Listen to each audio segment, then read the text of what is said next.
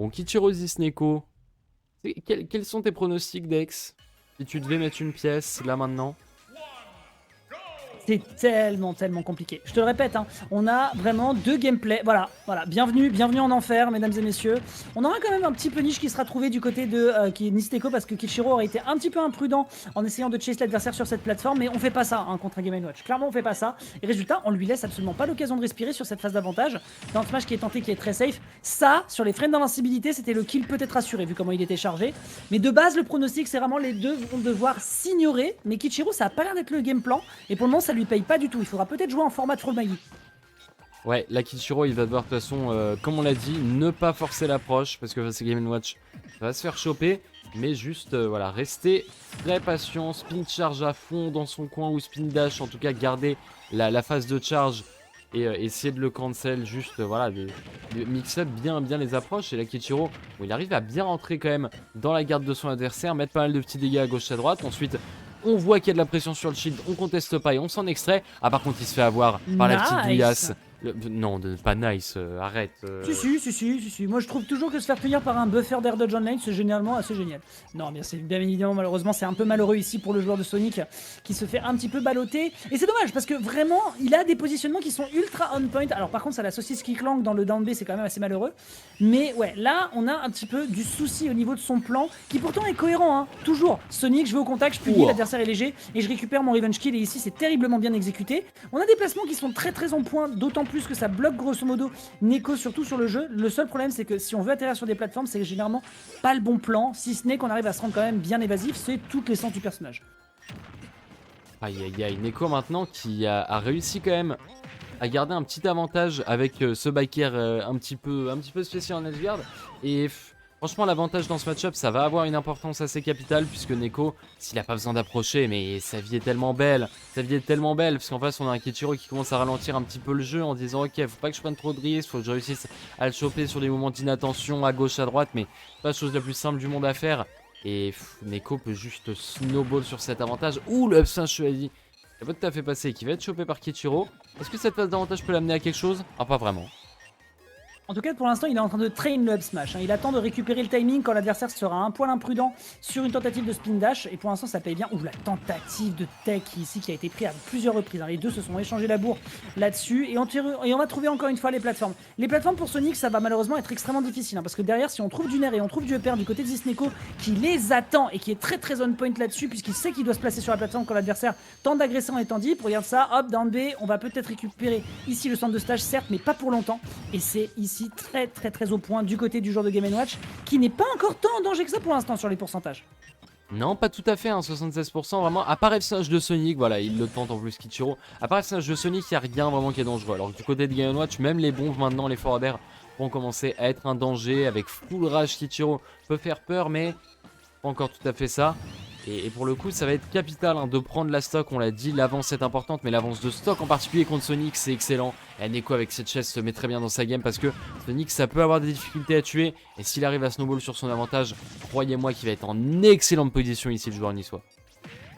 Game & Watch qui continue d'installer son jeu. Hein. Vraiment, comme tu dis, le joueur niçois, Neko qui continue de bien dérouler là malheureusement contre la Sonic de Sega. Pardon, la Sonic de Sega, bien sûr, la mascotte de Sega qui se fait quand même un petit peu mettre en déroute. Et d'autant plus que c'est vraiment basé sur la façon dont lui devrait jouer. C'est-à-dire bloquer les interactions et surtout punir le whiff. Et là, c'est son whiff à lui qui est en train de lui rentrer dans le pif, justement. On trouve 103 à 58 avec une stock d'avance. Ça commence à être difficile, malheureusement, là, pour Kichiro qui se perd dans un game plan qui pourtant est le sien. Ouais, c'est dommage ici là, ce qu'il est en train de nous proposer. Aïe, côté Neko, en fait, on est juste imperturbable. Et si on va se faire toucher par ce backer, mais tu vois, ça revient, pas de souci. On va rester très patient au ledge, mais oh ah, F-Smash, bad on Smash apparemment, le RPS qui est validé. Mais encore une fois, un backdash avec Sonic, évidemment que c'est l'un des trucs les plus dangereux qu'il y a à prendre là-dessus. Kichiro, il est conscient de ça. Et il trouve le punish. Il trouve le punish parce que c'est aussi comme ça qu'il aime jouer. Le seul inconvénient derrière, c'est que effectivement lui, ça se joue sur des timings. Là où par contre, Game & Watch, il a tout son game design qui est pensé là-dessus. Mais on gratte déjà vachement bien. Le 47% qui est trouvé, on va bait directement sur le up B. On fait en sorte vraiment de créer des interactions qui seront favorables du côté de Game & Watch. Là-dessus, c'est trouvé sur cette dash attack. On va laisser un petit fer bien dit pour essayer de punir. On punira malheureusement pas sur cette roll. Le up smash vraiment qui essaye d'être fiché. Hein. Ça va passer à un moment ou à un autre. Ouais, il y a bien un jour où Neko va réussir à le placer, ce fameux up smash, mais écoute, pour le moment, il n'a pas trop eu besoin, donc il peut garder là tout dans sa manche, hein, tu sais, pour les games suivantes, ça peut être une stratégie également. Ici, down smash qui va être wifi, mais pas de souci. On a le grab en continuation, et oh là Oh, là, bonne recovery haute de Kichiro, qui va lui rendre la moitié de sa pièce, mais tu vois, il trouve le backer en edge guard, c'est bien, mais ensuite il abandonne son oh. avantage. Et là, la bombe va venir en finir. Neko, qui après une longue épreuve réussit à s'emporter, à s'emparer pardon, de cette game 1. 5 minutes et 15 secondes pour récupérer cette première game de la part de Zisneko. On n'oublie pas, hein, c'est un BO3 mesdames et messieurs, hein, on est en phase encore pré-top 3. C'est bien trouvé en vrai. Encore une fois, hein, on le répète, ici, il a beaucoup plus d'outils, surtout sur une map qui est aussi exiguë pour récupérer son adversaire, qui serait un poil imprudent, là où par contre, ça se voyait. Il y avait un landing au sol, c'était clairement pour Kichiro. Il y avait une situation qui pouvait pousser l'adversaire sur une phase d'edgeguard, c'était également pour lui. Le seul truc maintenant qui a besoin d'être pris du côté de Kichiro, c'est de jouer davantage sur des timings, sauf que, encore une fois, on le répète, c'est tellement safe. Et Zisneko est tellement conscient de ça avec son personnage qu'il va pouvoir du coup continuer à en abuser. Une chose à retenir en tout cas de la game numéro 1 côté Kichiro, les plateformes n'existent plus. Town and City maintenant, qui a été choisi donc par Kichiro, ça me paraît logique en effet. C'est un stage sur lequel on le voit beaucoup avec son Sonic, beaucoup d'espace et les blast zones côté rapproché pour venir tuer avec des back air, des F smash ou des spin dash fer. Et je vois pas ce qu'il pourrait mal aller sur ce stage pour Sonic, d'autant plus que c'est pas un endroit où on voit souvent Game & Watch, si. Pas spécialement, j'ai pas l'association d'avoir vu des joueurs qui la sortent beaucoup. Moi, tout va pas être trop fan là-dessus. En général, vu c'est un grand adepte des triplates. Du côté de Fiel, même chose. Black Soul aussi va être plutôt un adepte des maps type SBF. Donc non, on le voit pas trop. Par contre, là, un truc sur lequel peut potentiellement capitaliser Kichiro, ça va être l'absence des plateformes. Parce que c'est là où justement son adversaire va être entièrement à découvert. Et sur ces quelques secondes, ça peut vraiment être profitable. D'autant plus qu'ici, avec cette architecture, tu mets pas un Game & Watch sur un Excel de plateforme. Zisneko en est conscient, il est cloué au sol. Ouh, très bonne lecture de saut ici de la part de Kichiro après la Omni attaque. On réussit du coup à choper un back air. Pour le moment la game est bien écoutée et virtuellement even hein. Avec un Kichiro ici par contre qui va venir quasiment trouver skill. On va chercher très profond pour venir edgeguard. Mais Neko vraiment avec ses mix-up de recovery et Tone Point utilise la plateforme de côté de Town City pour avoir un ultime mix-up pour ne pas aller chercher l'edge. Et regardez-le maintenant, il est toujours en vie, en chair et en os sur sa première stock face à un Kichiro qui n'arrive toujours pas à en finir.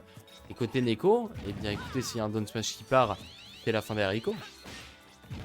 D'autant plus que là il fait en sorte de mixer le maximum de son kit et là évidemment on va trouver le backdash forward smash, la classique avec la rapidité du personnage. Là-dessus on a malheureusement pas ce qu'il faut du côté de Zisneko pour pouvoir le contenir. À 98% par contre on parle de Town & City, ça va décoller à une vitesse phénoménale, peut-être pas sur un up smash même si c'est assez puissant du côté de Neko là maintenant qui chasse vraiment son adversaire, mais là clairement là on est en format de coronavirus. Hein? Pas d'interaction sociale. La distanciation hein, qui est choisie par les deux joueurs et surtout Kichiro, hein, une fois que tu as le lead de toute façon, il a chopé son injection lui, donc il va pas venir se coltiner Neko, il peut rester dans son coin. Mais écoutez, pour le moment, eh bien, même s'il prend pas trop de dégâts, il n'arrive pas vraiment à s'imposer et Neko de son côté a plus besoin de grand chose pour remettre les compteurs à zéro. Par contre, attention à ces F-Smash to frame de Kichiro qui sont bien chauds. Enfin le up smash qu'il trouve. Enfin 115% avec la puissance de Smooth, forcément ça va propulser l'adversaire direction le plafond. 38% c'est pas encore super grave, on va rester bien prudent. Faut pas oublier que là le shield était quand même déjà un petit peu agressé du côté du joueur de Nice qui fait son max là au plus pour récupérer Kichiro qui par contre a bien compris que là l'objectif ça allait être de trouver une opportunité pour gratter et les ouvertures on le répète, Zisneko il fait en sorte de le moins possible les donner avec le multi par exemple à l'image de ce back air et il a bien raison de le faire parce qu'encore une fois on le répète, si jamais on prend une phase d'avantage avec un Sonic, c'est 30% gratuitement dans les gencives. Là on voit le chrono qui commence à s'écouler quand même, 4 minutes restantes alors qu'on a 2 stocks partout. On pourrait voir un début de menace du chrono, menace du chrono dit toujours le joueur qui a le lead est en bonne position et là c'est de loin Kichiro qui est dans la meilleure position en termes de pourcentage. Oh là il y a eu un petit 8 qui a flanqué ici. Neko n'aura pas son marteau, pas encore le jugement de Kichiro, il n'est pas encore tout à fait à ce niveau là. Mais là, pour le coup, Neko avec ses 103%, il est en difficulté. Mais regardez le jeu d'avantage qui a quand même été bien trouvé avec ses petites trappes. Ah, on n'oublie pas hein, vraiment l'avantage de Game & Watch qui est vraiment extrêmement violent là-dessus. Par contre 43%. 43%, c'est pas énorme. On a une stock d'avance du côté de Kichiro. Faut pas oublier, c'est sa map. Il est conscient de ça. Là, il continue de jouer le maximum sur son evasiveness pour essayer de punir au maximum un whiff de la part de son adversaire. Et on punit le landing. On punit le landing parce qu'on s'appelle Kichiro et que Kichiro, c'est là son plus grand point fort. On reste justement... Là, on le ressent du côté de Neko, on part plutôt sur des air dodge. On a voulu punir encore une fois, et encore une fois, c'est lorsqu'il pose les pieds au sol que derrière l'adversaire va le cueillir. Et on trouve déjà 64%. Neko, attention, reste au sol et fais en sorte de pouvoir trouver potentiellement un timing, parce que c'est là où on arrive à briller, surtout avec ton personnage. Ouais, en effet, ça peut commencer à être bon pour Neko s'il arrive à tout simplement imposer son jeu, ce qui pour le moment n'a pas été au rendez-vous. Hein. Regardez Kichiro qui maintient une pression parfois qui relâche tranquillement pour repartir dans son coin avec les spin dash, mais t'as toujours la peur d'un Sonic qui peut repartir te voler dessus à tout moment et la Neko. Oh, à moins qu'ici il arrive à trouver une belle chose. Non, toujours pas de kill malheureusement. Il est juste trop mal dans sa game quoi. Ah mais c'est le désavantage de Game & Watch malheureusement, hein. Là-dessus c'est très compliqué, surtout quand l'adversaire court comme un fou, mais par contre voilà, on trouve quelques petites ouvertures potentielles, mais elle sera immédiatement fermée en plein dans ses gencives, et ce sera au bout de 5 longues minutes qu'on arrivera à récupérer le kill. Ce qui signifie qu'on part en game 3, mesdames et messieurs. Vous en demandiez encore? Quand il n'y en a plus, on a encore game 3, donc le match décisif de ce set. Bah écoutez, ça part, on va voir le draw counter pick de Neko, voir où est-ce qu'il va nous ramener, dans le pays des triplates à n'en pas douter. Et je vais vous remettre le son du jeu puisque je l'ai niqué, c'est bon. Avec la musique de Guild Shark en plus. Parfait. Ouais, à côté Neko, bon évidemment tu vas avoir ton counter pick de stage, tu veux nous emmener sur un battlefield, un story, quelque chose comme ça. Mais au-delà de ça, là un stage va pas tout faire. En vrai, non. Les triplates, mine de rien, Kichiro, il est aussi plutôt à l'aise dessus. Il sait qu'il peut se permettre de mix. Il sait qu'il peut également jouer beaucoup avec son classico-classique spin dash into neutral B pour agresser directement dans le shield. Si ce n'est qu'il s'en est pas trop servi ici. Je pense qu'il est conscient aussi qu'avec un low profile, avec un petit shield, ça peut moins passer. Mais ouais, là, il va falloir faire beaucoup de jeu de prudence, mais d'un côté comme de l'autre. Parce que la game a été prise, la première, par This Neko, avec quand même un peu d'aisance, même si la game n'était pas gratuite. Voilà, classique, je pars du principe que là, c'est devait être la seule triplate de disponible. Et résultat, ça va permettre peut-être potentiellement à Kichiro de mixer son jeu. Faut pas oublier que mine de rien, là, up smash, ça arrive globalement vite. Ça peut aussi permettre de récupérer un kill rapidement. Écoute, on va bien voir ça, mais c'est vrai que c'est pas quelque chose auquel nous a habitué Kichiro, ni même la plupart des joueurs de Sonic. Voyons voir en tout cas pour le moment, eh bien, c'est du Kichiro de qualité, un promenade de santé pour le moment pour le joueur de Sonic qui met des spin dash faire à n'en plus pouvoir face à un Neko, qui se retrouve peut-être un petit peu lu, un petit peu envahi dans sa tête et dans son cerveau. Kichiro, sort de ce cerveau s'il te plaît. Ah, laisse-le s'installer enfin, c'est là où je vais justement pouvoir briller potentiellement. On va pouvoir éviter les saucisses là-dessus et continuer de jouer justement sur son jeu de pression. Parce que regarde ça, il fait absolument tout ce qu'il faut sur l'highlight pour surprendre l'adversaire et l'empêcher totalement de trouver ses moves. Par contre, éventuellement, il schmove énormément, certes, mais attention, derrière, sur une belle lecture, ça peut punir. Et on parlait de cet up smash, il est trouvé, le plafond est le plus bas de tous les maps compétitifs de Smash Ultimate, et ça lui permet donc de s'installer tellement à l'aise avec seulement 44%. À quel moment tu veux trouver un timing, malheureusement, pour This Neko, quand t'as autant de possibilités de mix avec ce triplat qui permet de sauter sur 3 plates au même niveau? Je vous le demande. Aïe aïe aïe aïe, ouais, pour Neko, c'est pas la belle vie hein, pour le moment. Kichiro vraiment, là sur ce début de game, il se fait reverse là-dessus, mais ça va pas encore être tout à fait un kill. Sur ce début de game, Kichiro il nous a pas trop surpris, il a juste balancé du carré du début à la fin. Et c'est vrai que Neko a l'air de plus du tout savoir quoi faire pour agir contre cet hérisson qui là est juste imperturbable en fait.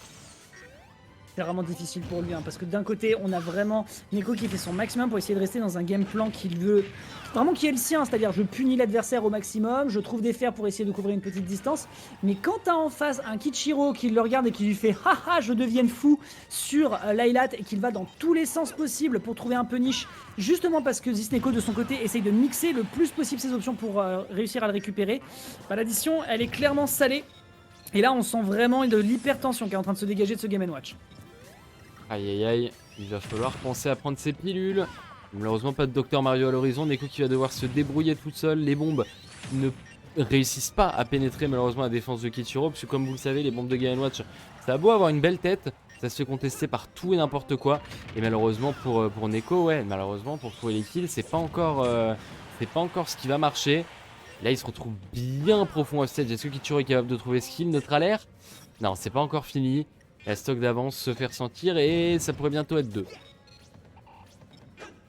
Mais par contre, on prend beaucoup plus de temps pour essayer de la sortir. Mais là, derrière Kichiro, c'est d'autant plus dingue de se dire qu'on est en train de voir un Sonic qui survivra à 150 avant de se faire éjecter. Surtout sur une map aussi exiguë que celle de Lylat. On prend son temps du côté de Kichiro, on dit bon ok, bon écoute, j'ai perdu la stock, tranquille, maintenant qu'est-ce que j'ai comme confirme qui peut fonctionner pour sortir cet homme de papier avec ses 140%, parce qu'on a encore un shot à jouer du côté de Zisneko. Clairement, c'est une possibilité pour lui. On trouve un grab, on veut se permettre de jouer le beau jeu potentiellement sur un clutch à 40%.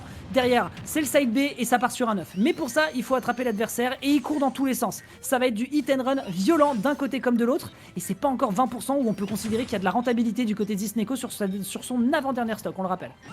Non, c'est clair. Pour le moment, Neko là, n'a pas réussi à grand chose sur cette stock numéro 2. Est-ce qu'il est capable ici, après un premier neutral air, d'y aller? Malheureusement, il le touche un peu haut ce neutral air, ce qui va pas lui permettre de combo dans quoi que ce soit.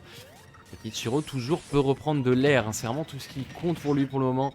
C'est de garder de l'espace à lui, de pas se faire pressure à l'infini par Game & Watch, qui n'est pas forcément sa grande spécialité d'ailleurs. Et au bout du compte, Kichiro prend pas des tas de dégâts, même si ça se fait taper. Neko fait du bon travail. Ouh là, avec ce down smash commence à faire peur, mais finalement ça ne conclut jamais sur grand chose. Oh, qu'on dise Nice, ça. absence de tech.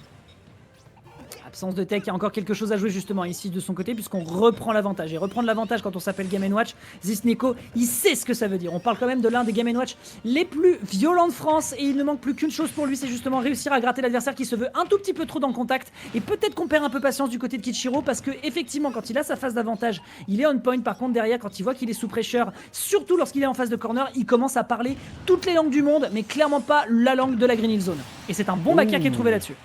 Ouais, excellent bagarre ici, on va dire contourner Neko par derrière et le choper avec ses deux pieds en pleine poire. Maintenant il reste 2 minutes 10 au chrono, hein, quand même il faut le surveiller. Pour Kichiro, il lui reste que ce temps-ci pour essayer de rattraper 94%. Il y a un peu plus d'une seconde par pourcent. Comme tout à l'heure, finalement on dit une seconde par pourcent, c'est dur à faire là. On a quand même une certaine marge du côté du joueur de Sonic, mais oh là là, coup de boule en fait. Zizou. Oh là là là là. Ah oui, Zinedine Zidane surpuissant. Oh bah, d'autant plus que si je dis pas de bêtises, Zinedine Zidane, il est quand même du sud de la France, sauf erreur de ma part, Marseille.